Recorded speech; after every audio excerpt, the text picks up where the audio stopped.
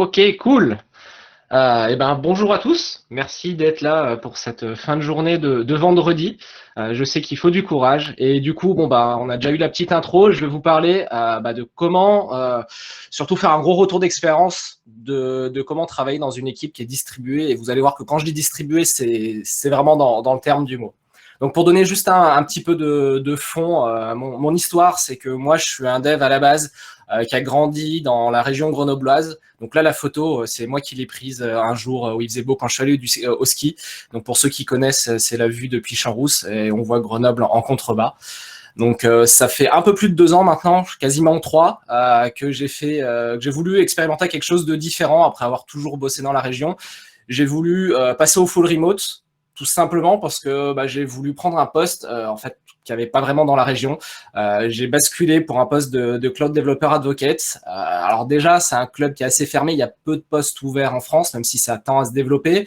Et surtout, la plupart des postes ouverts étaient sur Paris. Donc quand j'ai vu une opportunité de passer finalement en remote, même si j'avais un peu d'appréhension vis-à-vis de ça, j'ai sauté dessus. Et alors faut se remettre dans l'esprit que c'était avant le Covid, donc c'était pas encore tant développé que ça. Depuis, il y a pas mal de choses qui ont changé. Et du coup, c'est un peu mon retour d'expérience de 3 ans dans une équipe full remote et internationale pour justement vous donner peut-être quelques astuces, quelques trucs que vous pourrez en retirer pour améliorer votre organisation, votre communication ou votre quotidien si vous êtes amené à travailler en remote. Donc voilà, moi j'avais envie de partager un peu mon expérience sur ce que j'ai appris finalement qui marche ou qui marche pas. Et comme je trouve ça très difficile pour moi, en fait, qui suis vraiment tech à la base, de faire un talk qui parle plus de soft skills qu'autre chose finalement, j'ai voulu raccrocher ce talk à des concepts techniques. Parce que finalement, je me suis rendu compte que toutes les problématiques qu'on a de communication quand on est dans une équipe distribuée, en fait, c'est les mêmes que n'importe quel système distribué qu'on peut être amené à manager. Du coup, je vais plus parler de concept tech et on verra que par petits moments, on fera quand même des raccrochages au monde un peu plus humain. Donc, vous me direz si ça fonctionne bien à la fin. Moi, j'ai trouvé ça assez sympa à faire. Donc, n'hésitez pas à me dire comment vous trouvez ça à la fin. On pourra en discuter. Si vous avez des questions aussi, je prendrai du temps à la fin pour ça. Donc, qui je suis, je ne vais pas trop me rattarder dessus. Donc, je m'appelle Johan, donc je travaille en tant que Cloud Developer Advocate chez Microsoft. Et je travaille dans une équipe qui est distribuée mondialement. Si vous voulez aussi mettre un petit peu dans le chat, me dire un petit peu dans quel, qui vous êtes, où est-ce que vous travaillez, si vous faites du remote ou pas de remote et tout, ça peut être intéressant aussi pour que je voie un petit peu votre expérience. Donc moi, dans mon équipe, vous allez voir, on a distribué un peu partout dans le monde. Et encore, ça, c'est un peu les clusters qui sont mal faits. En vrai, c'est beaucoup plus éparpillé que ça. On est à peu près 150 dans l'équipe au global. Dans mon équipe immédiate, on est à peu près une petite dizaine. Et voilà, comme vous pouvez vous imaginer, quand on bosse dans une équipe avec des gens qui sont pas forcément dans le même pays et pas forcément dans le même continent, ça peut poser pas mal de problèmes. Donc, on fonctionne beaucoup en communication asynchrone.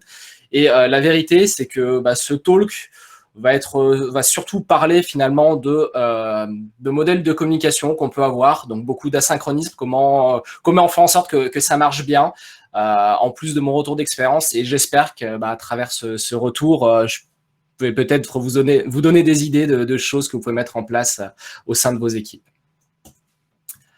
Donc, on va parler en fait de systèmes distribués. Je vais faire un focus sur certaines des plus grosses problématiques qu'on a sur ces systèmes-là et voir après comment ça se résout en termes techniques et puis après comment on fait le mapping finalement au monde humain. Donc, on va parler des problèmes de distribution géographique, on va parler de scalabilité et on va parler surtout de comment on fait en sorte qu'on ne perde pas des morceaux au milieu de tout ça. Donc le petit jeu de mind mapping, comme je vous l'ai dit en intro, je vais surtout parler tech. C'est qu'en général, faut s'imaginer que quand je fais des schémas avec de la donnée, c'est de l'information qui circule, c'est la même chose. Et quand je parle de service, grosso modo, ça va se mapper à une équipe.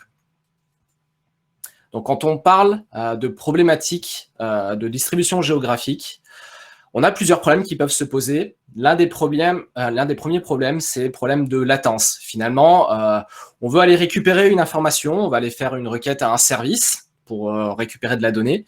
Mais cette donnée, suivant où ce service est distribué géographiquement, ça peut mettre un certain temps à cause de la distance finalement avant de recevoir cette donnée-là. Donc, il va y avoir un temps de latence finalement entre la demande d'information et le moment où on la reçoit.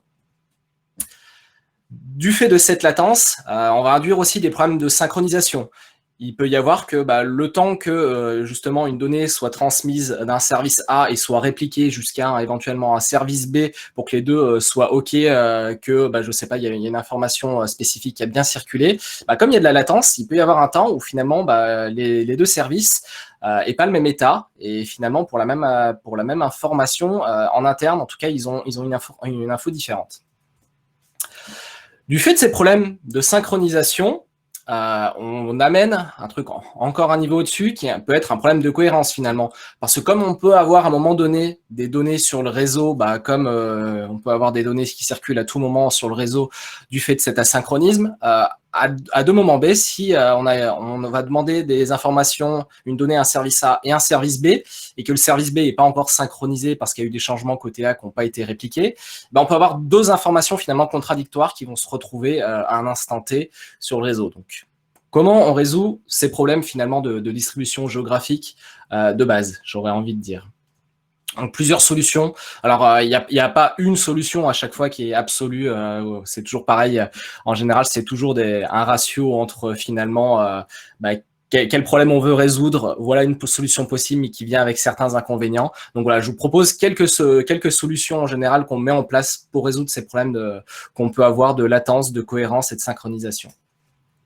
Donc en général, quand on a des problèmes de latence, le fait est, c'est ce qu'on va faire en sorte, c'est qu'on va mettre en place soit des CDN, soit des systèmes de cache pour que la donnée soit au plus proche finalement de l'utilisateur. Donc quand on va vouloir poser la question à un service à aller récupérer de la donnée, au plus proche on a de la donnée, au moins il y a de distance finalement, au plus vite on aura la réponse. Donc c'est comme ça qu'on peut finalement, via ces systèmes de cache ou CDN, quand il s'agit d'autres types de données que juste de la data, ça peut être de la vidéo, ça peut être des images, quand on réplique ça au plus proche en fait finalement des utilisateurs, de ceux qui vont aller consommer cette donnée-là, c'est comme ça qu'on réduit au minimum la latence.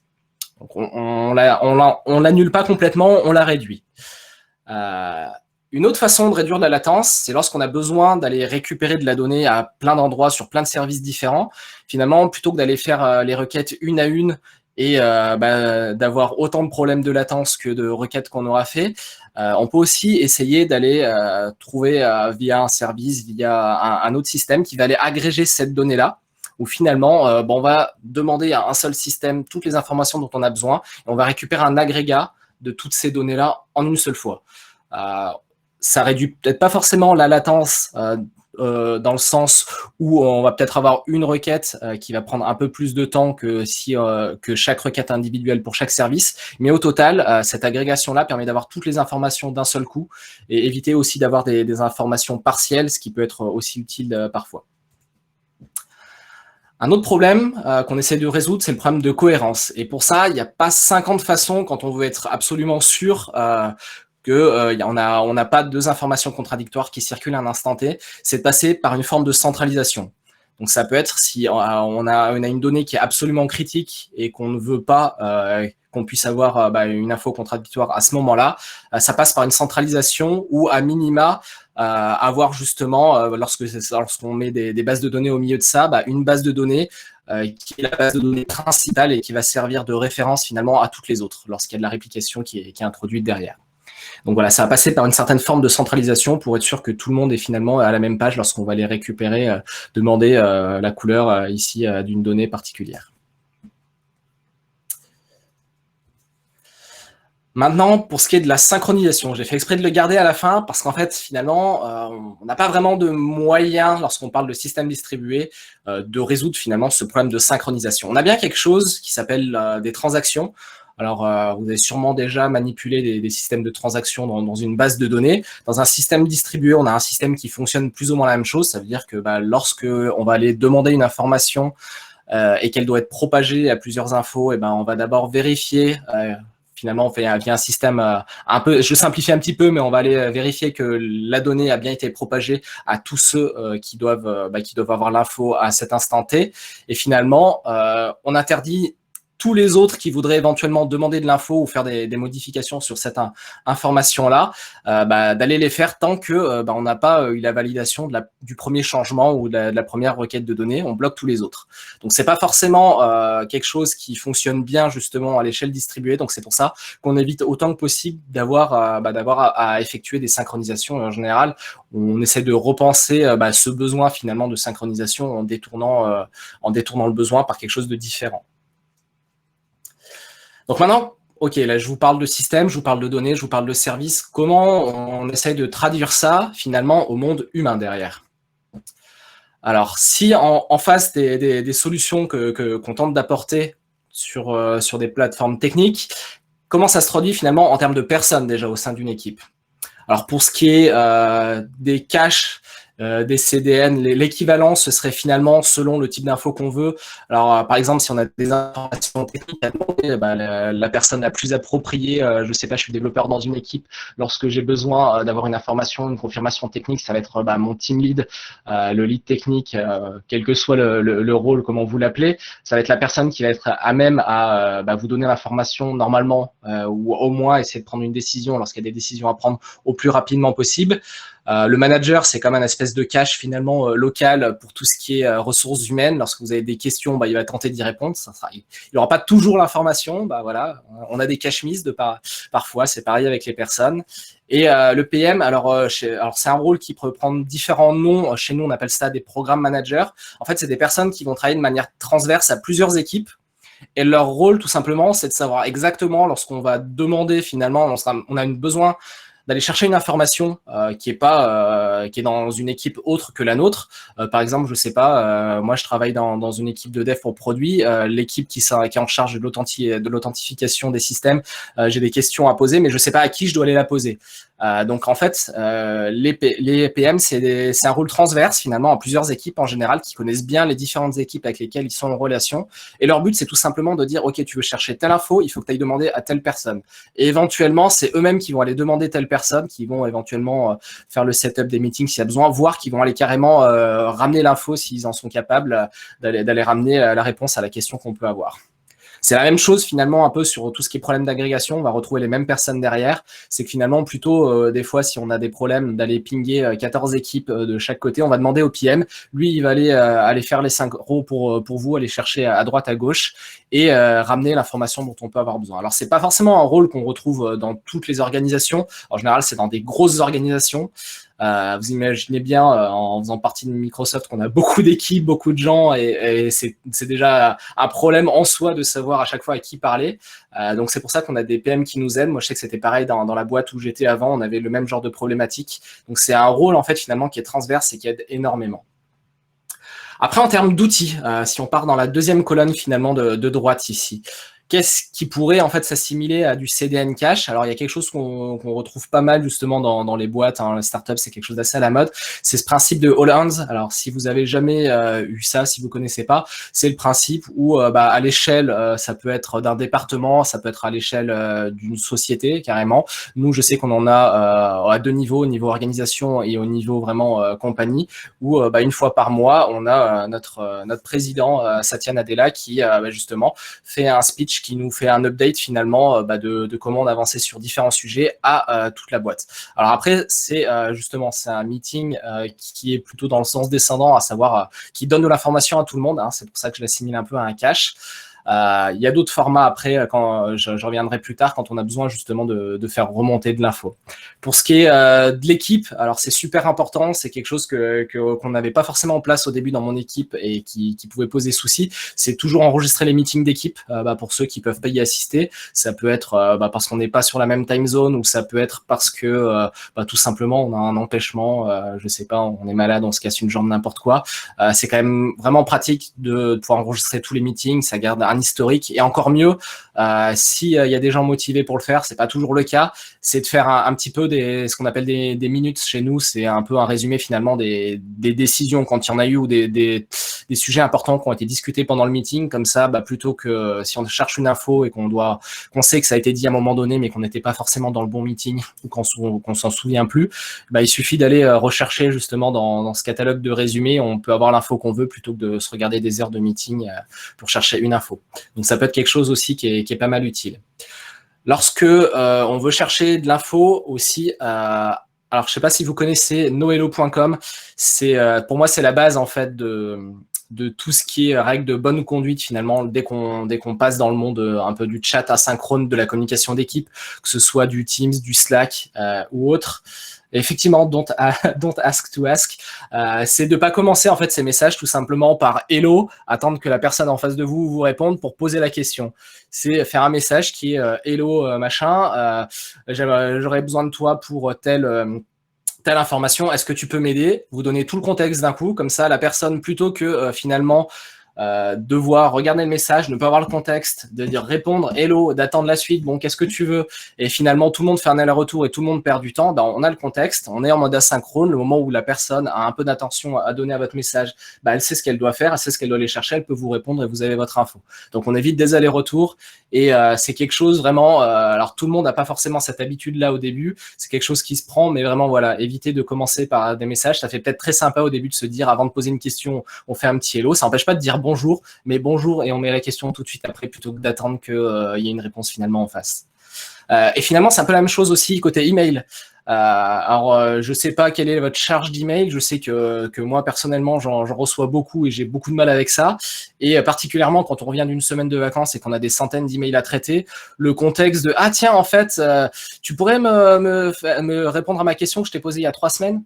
Bah en fait non, je me souviens plus c'était quoi déjà le contexte. Quand on envoie un email, qu'on a besoin d'une info, que ce soit même une relance parce que la personne a pas répondu, c'est toujours bien. En général, ça coûte pas plus cher souvent qu'un copier-coller, de remettre un peu de contexte finalement quand on va demander une info, quand on veut préparer un meeting, de dire bah finalement c'est quoi le but du meeting, c'est quoi la question, c'est quoi l'info qu'on cherche à avoir et donner un peu de contexte finalement, pas juste bah tiens en fait pourquoi tu m'as pas répondu, parce qu'en fait ça demande d'aller rechercher dans un historique de mail quand c'est des centaines voire des milliers, bah souvent la personne l'a pas et tout ce qui va se passer c'est que l'email va zapper et il y aura un autre email qui va revenir et s'il n'y a pas plus de contexte il va rezapper et vous aurez pas votre info.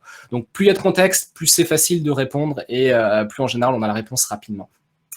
Pour ce qui est de la centralisation, en termes de personnes, c'est vraiment le truc à éviter, surtout quand on est en remote.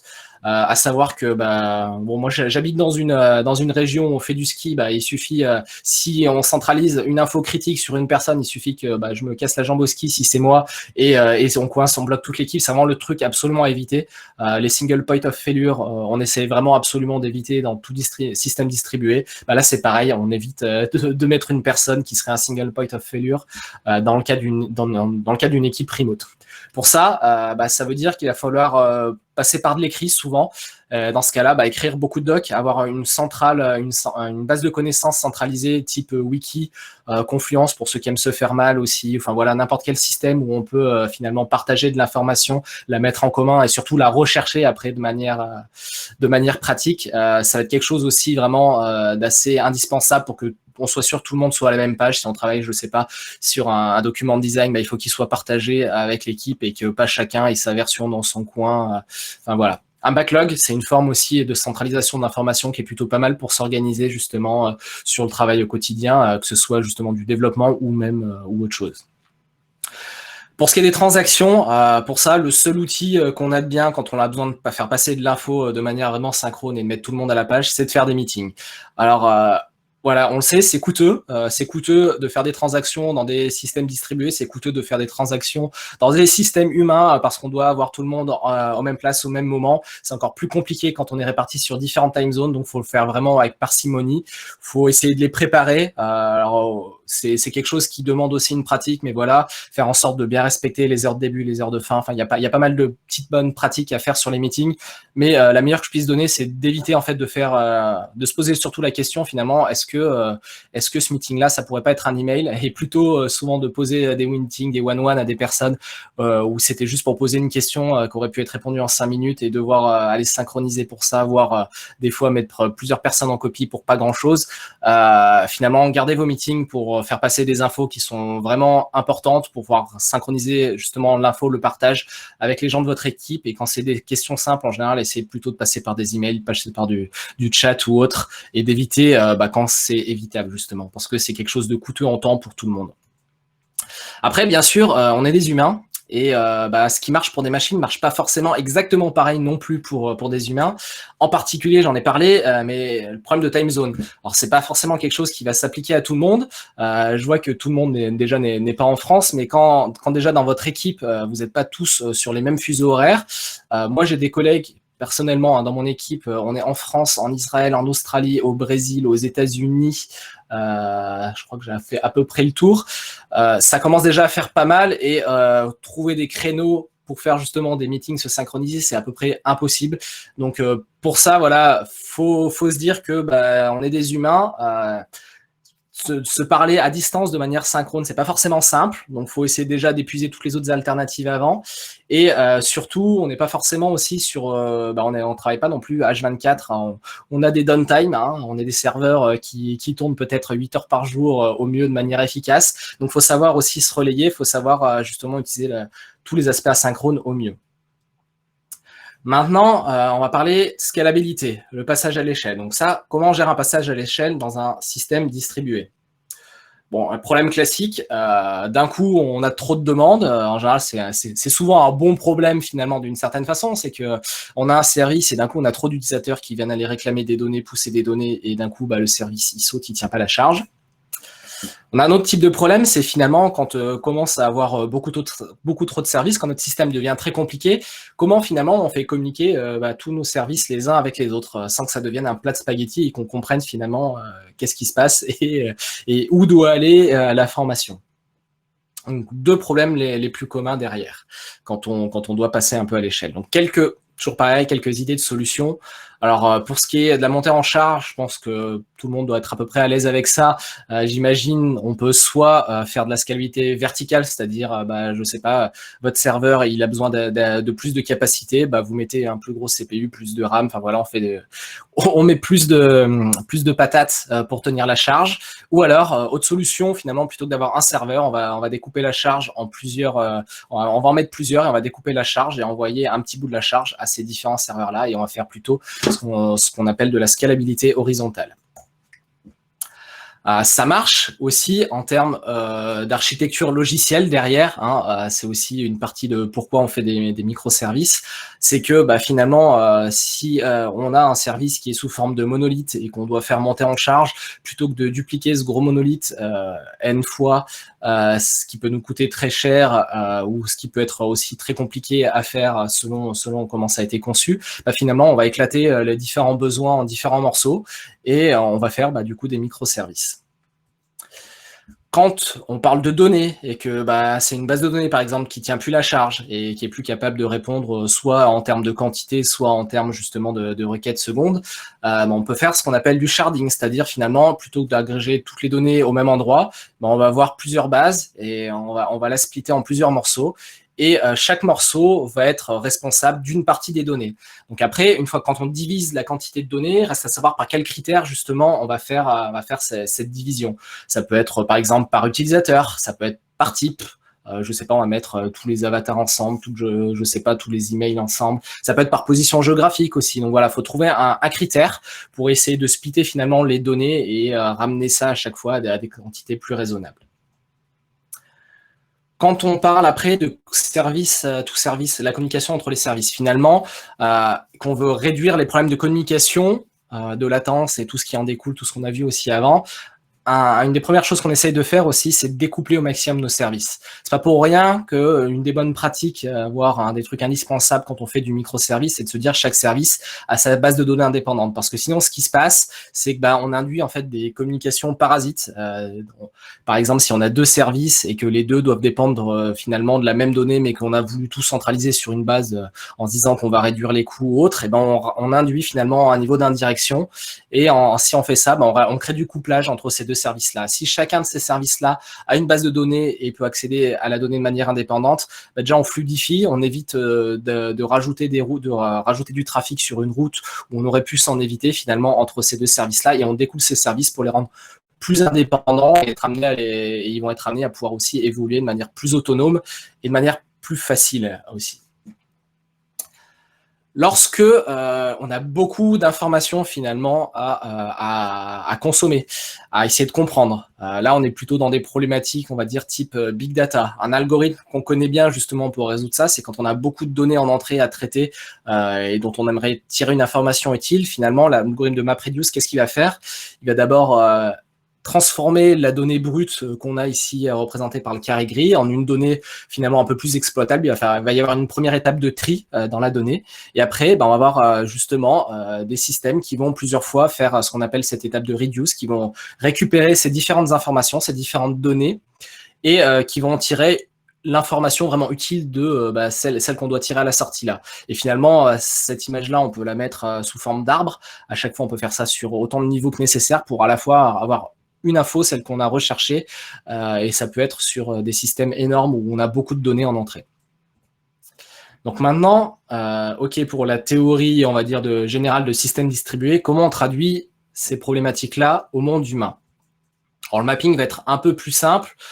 Pour ce qui est du scaling, si on a besoin, finalement, si on a trop de charge de travail, qu'est-ce qu'on va faire? On va essayer de recruter. Ça peut être aussi créer des nouvelles équipes, parce que souvent, au bout d'un moment, on peut pas rajouter indéfiniment des développeurs dans une équipe si voilà, on veut rajouter de nouvelles fonctionnalités. Ce qu'il va falloir se penser au bout d'un moment, c'est si on veut que ça tienne la route, c'est aussi de créer éventuellement des nouvelles équipes pour que ça se passe mieux. C'est aussi, alors le microservice, ça se map directement parce que finalement, c'est une problématique technique qui permettait aussi de résoudre une problématique humaine aussi à la base. C'était finalement de garder des petites équipes pour justement garder une certaine autonomie, une certaine agilité dans le développement justement de ces services particuliers-là.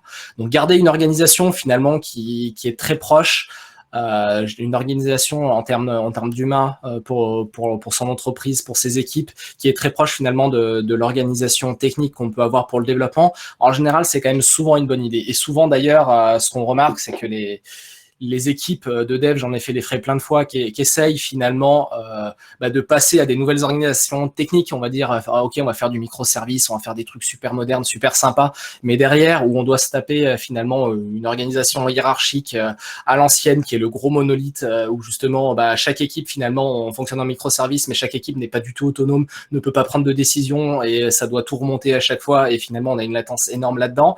On se rend compte que ça marche pas. Donc, finalement, le parallèle ici entre organisation technique et organisation de projet, organisation hiérarchique marche très bien, mais il faut que les changements se fassent des deux côtés.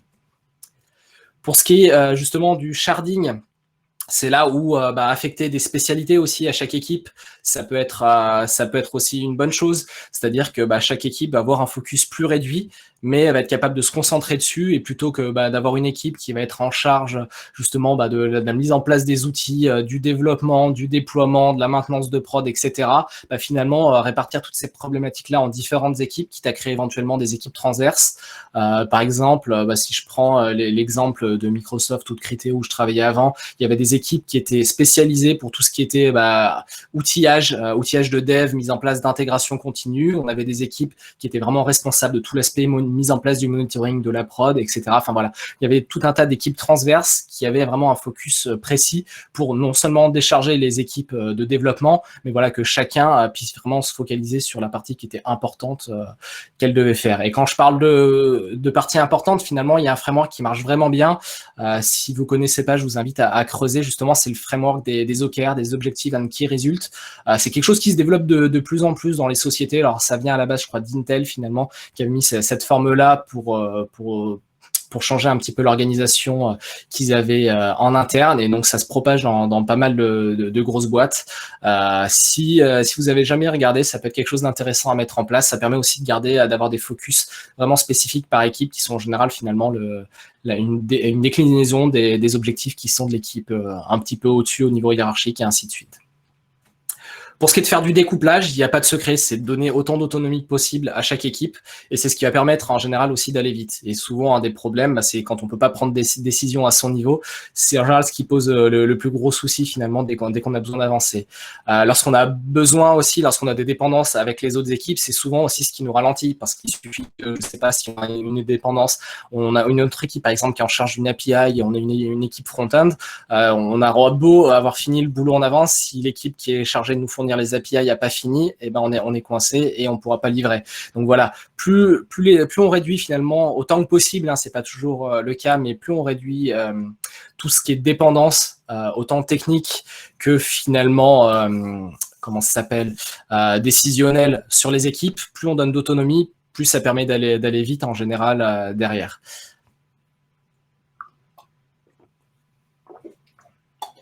Et en général, la problématique des grosses boîtes, et là où on perd beaucoup d'informations en général, c'est sur cette histoire de MapReduce, comment on fait remonter de l'information derrière. Alors, en général, la personne derrière qui va être la mieux amenée quand on doit discuter, quand on veut refaire monter de l'info, c'est le manager. On sait d'expérience, j'imagine que vous avez tous vécu ça, où on a beau aller raconter tout ce qu'il faut, tout ce qui ne va pas à son manager et que ça ne remonte jamais finalement au-dessus et qu'il n'y a jamais rien qui bouge. Et des fois, on a beau essayer d'aller viser le manager du dessus ou du dessus en dessus. Enfin voilà, il peut y avoir plein de niveaux et ça ne marche pas. C'est pour ça aussi qu'en termes d'outillage, en général, les boîtes qui aiment bien finalement, qui essayent d'avoir des hiérarchies au plus plates possible, autant que possible, hein, mais elles aiment bien mettre en place aussi des fois ce qu'on appelle des formats qui invitent un peu la discussion, mais vraiment où la discussion de tout le monde. Je sais que nous, ça doit être 2 fois par mois, on a des formats de Ask Me Anything où on peut aller poser n'importe quelle question. Alors, ça ne veut pas dire que n'importe quelle question va y être répondue, mais en tout cas, elle va être mise en visibilité, il y aura une liste et on aura notre CTO, notre CEO qui vont regarder les listes des questions. Les gens peuvent voter sur les questions aussi pour celles qui sont les plus importantes à répondre et on va avoir des réponses aussi là-dedans. Et en général, on a aussi des Ask Me Anything au niveau organisationnel et au niveau équipe pour essayer de faire remonter de manière le plus transparente possible l'information et éviter un peu le phénomène du goulet d'étranglement de son manager direct. Le fait d'avoir des minutes aussi pour vos meetings, surtout lorsqu'il y a des décisions à prendre, c'est quelque chose aussi qui peut aider à la visibilité, parce que dans ce cas-là, si en général vos équipes fonctionnent bien et que les managers du dessus s'intéressent un peu à ce qui se passe par exemple dans votre équipe, ils peuvent aller retrouver une information de pourquoi finalement telle décision a été prise, et s'il y a quelque chose qui ne marche pas, plutôt que d'avoir des gens qui se pointent du doigt de partout, finalement on peut retracer un historique, essayer de comprendre ce qui ne marche pas, voir aussi comment on peut l'améliorer derrière. Et avoir cette culture aussi du débrief, finalement, que ce soit quand ça marche bien ou quand ça marche pas, finalement, d'essayer d'analyser pourquoi. Ça peut être les cérémonies justement de fin de sprint qui permettent de faire ça, mais pas forcément si vous faites de l'agilité ou non, ça peut être quelque chose à mettre en place. En général, je sais que nous, on en a typiquement dès qu'il y a des gros events. Je pense que Facebook, ils ont dû avoir des gros debriefs ces derniers temps avec tout ce qui s'est passé de leur côté infra. Mais voilà, dès qu'il y a quelque chose qui va pas, surtout, c'est très important de comprendre pourquoi et de voir qu'est-ce qu'on peut mettre en place pour éviter finalement que ça ne se reproduise pas. Dernier point, qui est un gros point finalement, c'est tout ce qui est justement faire en sorte qu'on ne paume pas de l'information au milieu de tout ça et de faire en sorte que tout continue de marcher alors que on est vraiment dans un monde complètement distribué. Donc, qu'est-ce qu'on a comme problème qu'on essaye de résoudre justement de fiabilité? Le premier, c'est de faire en sorte que lorsqu'on a un système, lorsqu'on a notre application qui est distribuée, c'est qu'elle soit disponible tout le temps. S'il y a un des services qui tombe, de faire en sorte que il n'y ait pas tout qui s'arrête, mais que l'application continue de tourner derrière. Donc, la haute dispo. Une autre problématique qu'on essaye de résoudre, c'est la problématique de perte de données. Alors ça là, voilà, c'est s'il y a un service qui tombe, comment on fait justement pour s'assurer que on n'a pas paumé de la donnée utilisateur et qu'on va pas avoir quelqu'un qui va taper à la porte derrière pour dire Edith, elles sont où mes données, voilà. Dernier problème, c'est comment justement on monitor son système pour être capable de détecter en avance de phase, si possible, les problèmes qu'il peut y avoir et comment, justement, quelles métriques on va vouloir mettre dessus et comment on veut surveiller finalement notre système pour garantir qu'à tout instant, on soit capable de dire ça marche ou on a un problème. Donc, quelques idées de solutions. En général, quand on parle de haute dispo, le truc qui va avec, c'est de faire en sorte qu'on ait du load balancing. Ça veut dire qu'on va mettre un petit service, une petite boîte devant nos services qui va redistribuer la charge. Donc, avoir déjà plusieurs services avec un minimum de redondance pour pouvoir dire, finalement, si jamais j'ai un problème, je suis capable de faire un failover, c'est-à-dire que j'arrête mon trafic qui va vers mon service qui ne marche plus. J'ai détecté qu'il ne marchait plus, je vais arrêter de lui envoyer des requêtes et je vais retransmettre ça sur mon autre service. Donc voilà, avoir un minimum de redondance, plus après faire du load balancing. C'est ce qui permet de garantir en général une forme de haute dispo en tout cas. Derrière, il y a plusieurs types de perte de données quand c'est du stockage. La solution la plus simple, c'est d'être sûr d'avoir des backups. Si on paume une base, si d'un coup, je sais pas, les disques durs crament ou carrément le data center, comme ça a pu arriver il n'y a pas très très longtemps, le mieux, c'est de s'assurer qu'on a un backup et qu'il n'est pas au même endroit pour éviter qu'il parte en fumée lui aussi. Il y a d'autres types de pertes de données qui peuvent arriver. Ça peut être par exemple une écriture. Lorsqu'on veut envoyer de l'info à un service, mais qu'on veut garantir justement avoir cette garantie de remise, qu'on soit sûr que la donnée soit traitée et qu'elle ait bien été écrite et qu'elle ait bien été reçue, on peut mettre en place une file d'attente. Ça sert à ça justement. Les données vont s'empiler dans une file d'attente. Elles vont rester dans cette espèce de structure de stockage temporaire. Et tant que le service va pas renvoyer finalement un petit OK pour dire j'ai pu traiter la donnée, c'est bon. Celle-là, on est garanti qu'elle soit bien passée, et ben la donnée reste en file d'attente. Comme ça, si le service y tombe, et ben finalement la file d'attente aura juste à renvoyer la donnée. Tant qu'elle n'est pas enlevée, elle sera retraitée. Tant qu'on ne reçoit pas la confirmation du service, elle sera retraitée.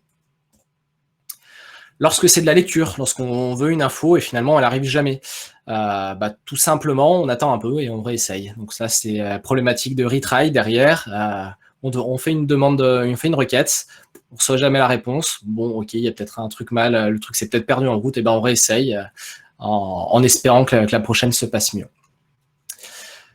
Côté monitoring, il y a beaucoup de choses qu'on peut mettre en place. En général, un des premiers trucs qu'on essaye de mettre en place, c'est un système dit de health check, c'est-à-dire que chaque service, à un intervalle de temps donné, va s'auto-reporter son statut pour dire ok, tout va bien, je suis encore là.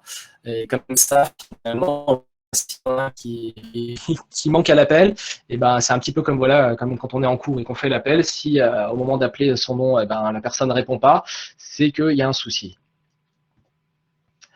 Après, quand on veut vraiment creuser la problématique de monitoring, qu'on veut faire de la mesure, il y a 3 problématiques sous-jacentes. La première, c'est de décider en fait finalement qu'est-ce qu'on va vouloir mesurer, parce que c'est ce qui va impacter directement derrière la décision de savoir finalement comment on va interpréter cette info-là et comment on va décider qu'il y a un problème ou non. Donc déjà, savoir ce qu'on mesure, c'est la partie très très importante derrière. À partir de la donnée qu'on va récupérer, de nos mesures, on va en sortir des métriques, dire je sais pas, j'ai combien de requêtes à la seconde, c'est quoi justement ma charge CPU, enfin voilà, on va sortir des métriques, quelque chose qu'on va pouvoir surveiller, et par-dessus ces métriques, on va définir des seuils d'alerte. En général, c'est comme ça que ça se passe, pour dire, je sais pas, j'ai plus de 30% d'utilisation, où il reste moins de 30% de stockage disponible sur mon disque dur. Bon, je vais lever une alerte, ça veut dire que potentiellement, on peut avoir un souci, on peut avoir quelque chose qui va pas. Ou, je sais pas, j'ai tant de requêtes qui sont en erreur par seconde, il y a peut-être un service ou une mise à jour, la dernière mise en prod, c'est peut-être pas très bien passé, on a peut-être introduit des bugs. Donc voilà, on va essayer de regarder finalement et de faire ça en continu pour analyser qu'est-ce qui pourrait mal se passer. Comment on traduit ça au monde humain ? Alors, beaucoup de choses. Déjà, pour tout ce qui est finalement, il n'y a pas de secret, hein, pour tout ce qui est load balancing, pour tout ce qui est backup, le tout, c'est d'avoir justement bien avoir travaillé, mis en place la communication d'équipe pour que l'info soit jamais finalement à une seule personne à un instant T, que l'info soit en permanence partagée. Donc c'est finalement c'est vos coéquipiers qui seront votre backup si vous cassez la jambe au ski cette année, en espérant que les stations soient ouvertes. Ou si voilà il y a quelque chose qui se passe pas là à un instant T, ça va être vos coéquipiers qui vont faire gaffe pour ça. Le health check, ça va marcher aussi un peu pareil. C'est surtout quand on est à distance et finalement qu'on ne voit pas les gens au quotidien, et des fois c'est beaucoup plus difficile de détecter des problèmes qu'on aurait vus très facilement juste en prenant un café des fois ou autre.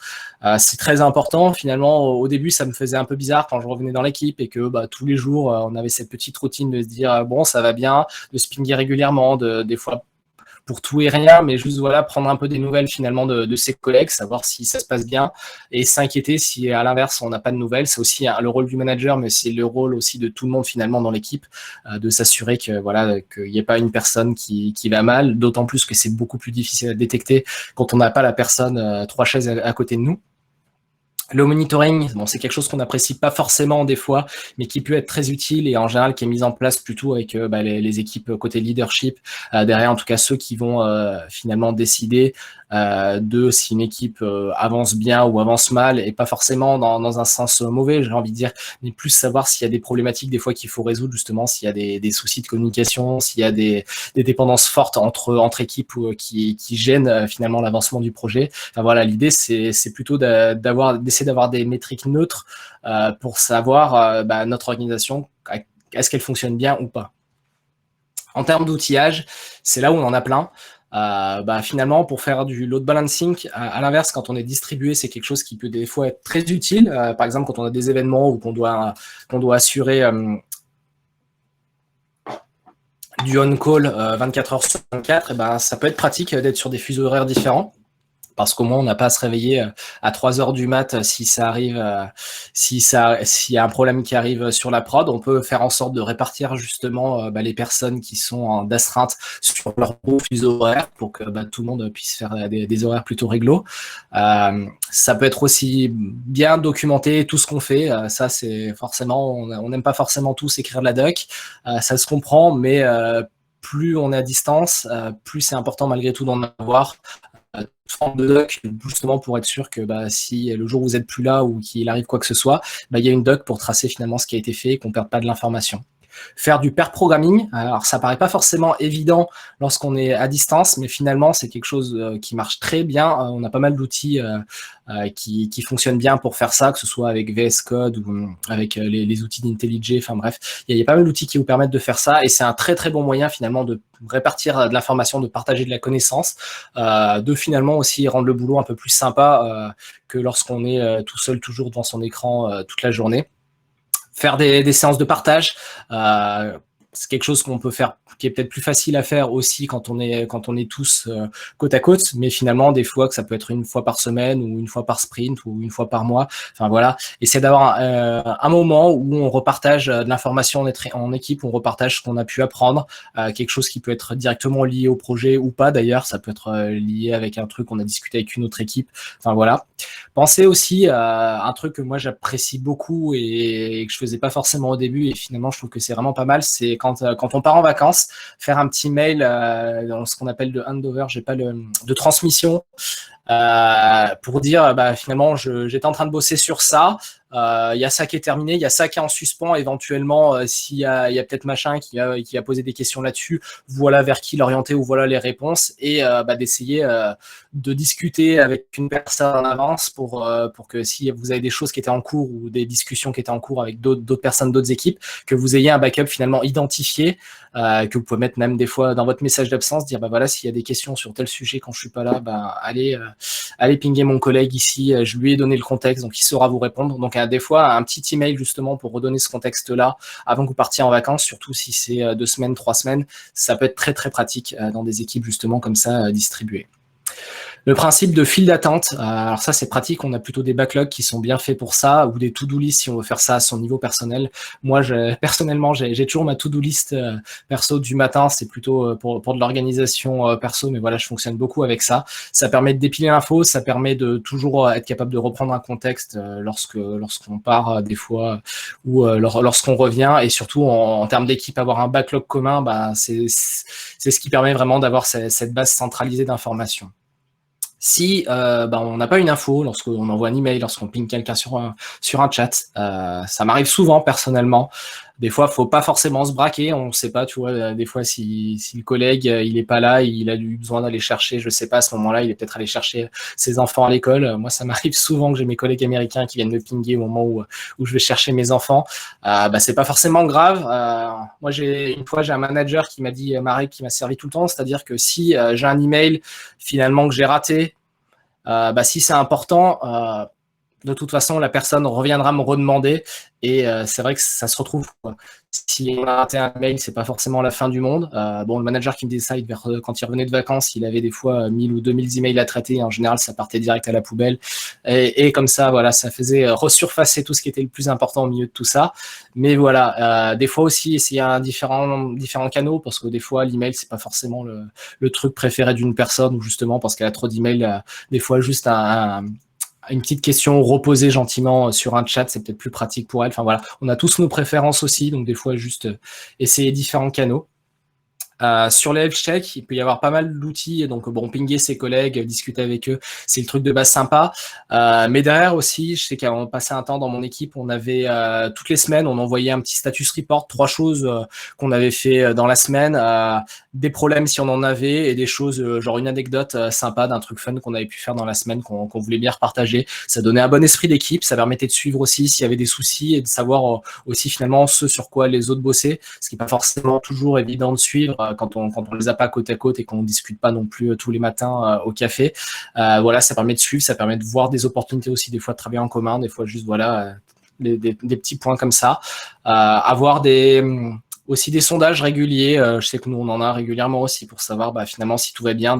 Des fois, ça peut être anonyme aussi pour s'il y a des problèmes un peu plus importants à reporter, mais que soit on n'ose pas, soit notre manager fait pas forcément grand-chose pour. Donc, avoir des systèmes justement de sondage derrière pour ça. Bon, il y a quoi? Il y a les NPS aussi, c'est le Net Promoter Survey. C'est poser tout simplement la question finalement, est-ce que vous recommanderiez finalement de bosser telle équipe à votre meilleur pote? Ça peut être une question toute simple pour savoir finalement est-ce qu'il y a une bonne ambiance dans cette équipe-là, que ça fonctionne bien. Donc ça peut être des outils de reporting qui peuvent être assez intéressants. En termes de monitoring, la partie qui est pas forcément celle en général qui nous plaît quand on fait partie des gens supervisés, mais qui est finalement assez indispensable lorsqu'on est à distance pour montrer finalement qu'est-ce qu'on fait. Donc les systèmes d'OKR, je vous invite à regarder si vous connaissez pas, ça marche plutôt bien lorsqu'on est vraiment en mode distribué. Avoir des dashboards partagés pour des avancements justement de projet, donc ça peut être quelque chose qui se met en place avec les outils de backlog, mais voilà. Et surtout avoir le plus de transparence possible. Je sais que d'autant plus quand on est à distance, il y a eu des choses des fois pas top qui se sont passées dans mes équipes dernièrement, et ça met vraiment tout le monde mal à l'aise quand on sait qu'il y a certaines personnes qui ont une info mais qui veulent pas forcément la repartager. Enfin, dans ce cas-là, autant pas le dire. Enfin voilà, plus il y a de transparence, plus finalement une équipe va fonctionner a fortiori quand elle est distribuée. Après, il y a bien plus que ce que j'ai pu vous parler finalement pendant cette même pas une heure de talk, surtout si on parle de système distribué, on a tout ce qui est sécurité, persistance, enfin voilà, et j'en passe. La partie vraiment importante, c'est que derrière ce talk, l'exercice était d'essayer de modéliser finalement l'organisation d'un projet, d'une entreprise, ou voilà, sous forme d'une archi-logicielle. Ça peut aider à trouver des solutions pragmatiques parfois. J'ai essayé d'en mettre quelques-unes, de faire du mapping. Moi, mon vrai feedback, c'est qu'il ne faut pas perdre de vue malgré tout quelque chose d'essentiel. C'est que dans un monde où on est distant, la grosse problématique qu'on a, c'est qu'on a tendance à ne plus exister finalement qu'à travers ce qu'on produit. Et ça peut être un souci si, pour X raisons, on n'a pas forcément quelque chose qui ressort de son travail parce qu'on a des problèmes, parce qu'on a d'autres choses. Et donc, on a vraiment besoin, finalement, on a ce besoin de se connecter avec ses collègues, il reste malgré tout là. On a besoin de choses positives, on a besoin de dire vraiment quand il y a quelque chose qui ne va pas, et il faut que l'organisation, c'est le truc le plus important, soit mise en place pour pouvoir écouter s'il y a quelque chose qui ne va pas dans l'équipe. Et il faut aussi partager les moments positifs parce que c'est quelque chose qui est d'autant plus important quand on n'a pas ses collègues à côté pour faire les petites célébrations ou les gâteaux de fin de sprint côte à côte. Un petit email de Woodfoot quand il y a une nouvelle fonctionnalité importante qui a été livrée en prod. Des fois, juste aller partager une fois par semaine un fun fact de qu'est-ce qui s'est passé dans la semaine, quelque chose que vous avez bien aimé. Partager, voilà, quand il y a eu une belle réussite dans l'équipe, la partager avec tout le monde. Faire des équipes, des activités d'équipe, ça marche aussi, on peut le faire à distance. J'avais fait des jeux assez sympas, des codenames par exemple, ça marche vachement bien, on en avait fait, et même en distribué à l'international, c'était très sympa. Surtout penser à faire des pauses, quelque chose que j'avais carrément oublié de faire ma première année, et des pauses avec les collègues, même si la machine à café c'est le plus compliqué, n'empêche qu'on peut se mettre un créneau chaque semaine, chaque jour pour faire un petit remote coffee entre collègues, et ça permet non seulement de se reconnecter, de détecter aussi justement quand il y a des choses qui vont pas, et finalement de retrouver un peu un environnement, j'ai envie de dire, un peu plus classique. Donc voilà, merci, j'espère que ça vous a plu, je vous ai mis le lien pour les slides, et s'il y a des questions, je regarde dans le chat. On va se prendre, je crois qu'il doit rester 5 minutes si je dis pas de bêtises. Et puis, s'il y a des questions qui vous viennent par la suite, ou enfin voilà, n'hésitez pas. Vous pouvez aussi me pinguer sur Twitter, mes messages sont ouverts. Enfin voilà, je suis preneur de tout feedback.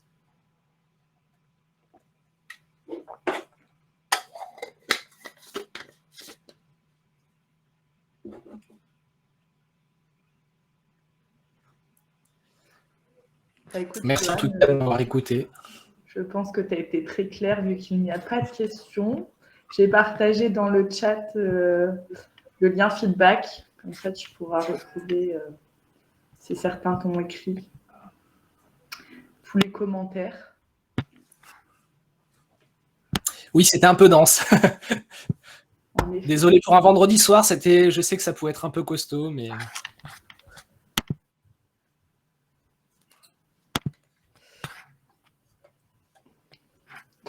Bah, Zineb, branche ton son. Je ne sais pas quoi te dire.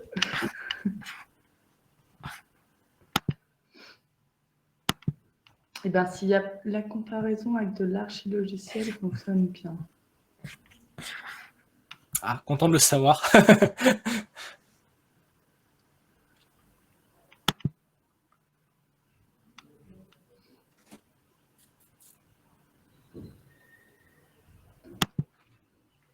Eh bien, écoute, s'il n'y a pas d'autres questions, Johan, merci beaucoup pour ta présence.